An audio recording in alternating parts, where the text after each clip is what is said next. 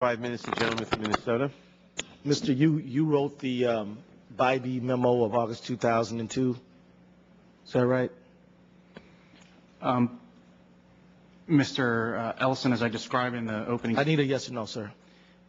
I did not write it by myself. Did you write it in any part? I contributed to the drafting of it. Okay, so you contributed to a drafting of it. What percentage of the drafting did you write? It's difficult for me to. And you checked in with Addington about what you were going to cover? He said you did. Can I? We're talking about the August 1, 2002 memo. Of course. Did you check in with Addington as he just said you did? I unfortunately do not have the same legal guidance as Mr. Addington does, because the Justice Department has told me I'm not allowed to talk about any individuals. I'm only allowed to talk about. Was Mr. Addington telling the truth when he said you checked in with him over what you were going to cover? Describe it. I know. I want you to say yes or no. I gave the draft of the opinion to the White House counsel's office, which would be. So when he just said you came in to tell us what he's going to cover, you cannot confirm that. Is that right? No, I'm not saying that at all, Mr. We'll answer my question. Say yes or no. And so it's up to the White House counsel to decide who within the White House. Stop, sir. I'm asking you to tell me to confirm whether what Mr. Addington reported to this committee was right or not right. That's simple. I hope this isn't coming out of my time, Mr. Chairman.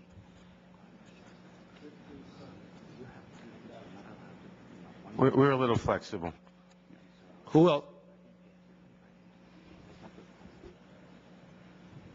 Mr. Ellison, I'm afraid I have to follow the guidance provided by the Justice Department on this question. So confirm what Addington said, deny what Addington said, or say I cannot answer the question. And what privilege are you asserting? I can't answer the question because of the instruction by the Justice Department. Thank you. I'm not allowed to. Thank you. Who else was present when when you checked in with Addington?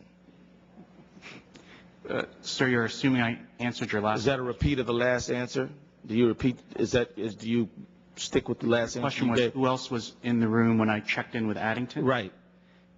And you can assert your privilege again if you choose. Do you? It's not my choice. The Justice Department has told me I can only talk about the office. So at some point, this 2002 memo was implemented. Is that right? What do you mean by implemented, sir? Well, do you know what the word implemented is? The gentleman will suspend for a moment and stop the clock, please. Professor, are you asserting a privilege? On the last question of the previous two. Either one of them. The first two he asked me I have to, because of the instructions by the Justice Department that I can't discuss internal deliberations. And exactly what privilege are you asserting? I assume the Justice Department. I can't say what the Justice Department's belief or the. No, wait. They ordered me not to discuss. Well, hold on. You're testifying before a congressional committee. Okay. The Justice Department cannot order you with regard to your testimony. It can instruct you to take a privilege if you are entitled to a privilege. You can take the privilege without their instructions if you're entitled to the privilege. If you are asserting a privilege, you're entitled to do so, but we're entitled to ask you what privilege it is you're asserting. Yes. So, and whether they're ordering you to assert a privilege or not, if the privilege is there, you can assert it. If it isn't there, you can't assert it, whatever they say. I believe it's the attorney-client privilege, sir. So you're asserting the attorney-client privilege and not answering the question you were asked. And we will take that, since you are not here under subpoena, we will take that under advisement and consider that at the end of the hearing. We'll resume the questioning, and the clock will resume. Mr. Yu, are you denying knowledge of what the word implement means? No, I wanted to know. What does implement mean, sir? You're asking me to define what you mean by the word? No, I'm asking you to define what you mean by implement. What do you understand the term to mean? I mean, it can mean a wide number of things. Okay, look, you contributed to the writing of the 2002 memo. Is that right? Yes, I do. The name on the memo was Bybee, but you contributed to the memo, right?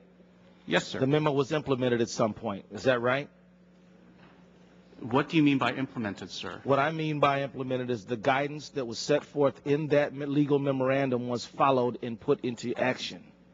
Do you understand what I mean by implemented now, sir? So you're asking me was the memo followed?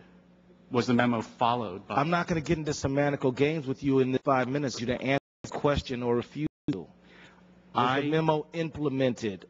The memo was signed and provided. I know what signed means, and so do you. Stop wasting my time, Mr. Yu. I'm not trying to, sir.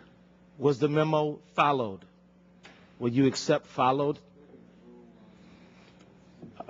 I don't have personal knowledge about how it was followed, but I expect. I didn't ask you about how. I asked you whether it was followed, sir. Sir, you're asking me about things that other people would have done, not me. So the fact is, so the memo was never put into effect. Are you making that claim? No, sir. Let me go back and refer to my opening statement. Forget it. Mr. Schrader, do you understand what implement means? I think I do. Yes, sir. Was this memo, this 2002 memo, which Mr. Yu refuses to answer questions about, ever put into effect? Of course, I have no personal knowledge. I wasn't in the. I'm not asking you about personal knowledge. I'm based on your study. My understanding is that the memo was prompted, at least in part, by a specific request of the CIA with respect to what kinds of procedures their operatives would be able to use in interrogating some high-level al-Qaeda detainees. And that once the advice was forthcoming, my understanding, it's all from published investigative reporting, I have no firsthand knowledge myself, is that some of the techniques that fell on the legal side of the line, according to the memorandum, were employed. So is that right, Mr. Yu? Were the legal techniques that you outlined in this memo employed? Were the techniques that were legal? Let me say this. We did not make decisions about policy. I didn't ask you about that. I did not ask you about that, sir. I want to know if the legal advice that you gave in that memo was followed, or if you expected it was followed. You know, again, Mr. Ellison, I don't. Did anyone ever come to you and ask you for an interpretation of your memo? Interpretation of my memo? Did the interrogators ever come back and say, we got the memo? Without objection, the gentleman will have one additional minute to finish this line of questioning. Did the interrogators ever return to you and say, you know, you've given us this memo, but we want to implement a certain technique? Do we fall within the memo? Was that scenario ever played out? Again, sir, because of the instructions of the Justice Department, I can't tell you. That's not my clock, I assume. Mr. Schrader, Mr. Schrader, was the memo in effect during Abu Ghraib? The gentleman will suspend again. Professor Yu, are you asserting a privilege? What was the question? What was the question? Okay.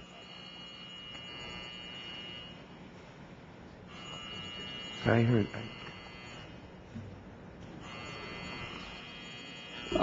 Sir, I'm afraid Mr. Ellison's questions may involve a discussion of classified information, which, because of congressional statute, I'm not at liberty to discuss in a public setting. So you were asserting the privilege against the revelation of classified information in answering your question?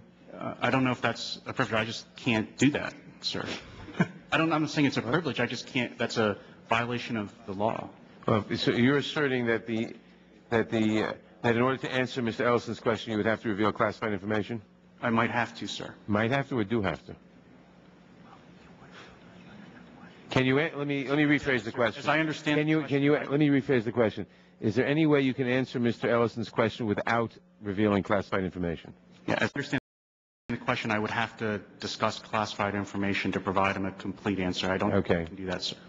Well, again, we'll take that under advisement. Mr. Chairman, may I make a parliamentary inquiry? I make a parliamentary inquiry of the chair.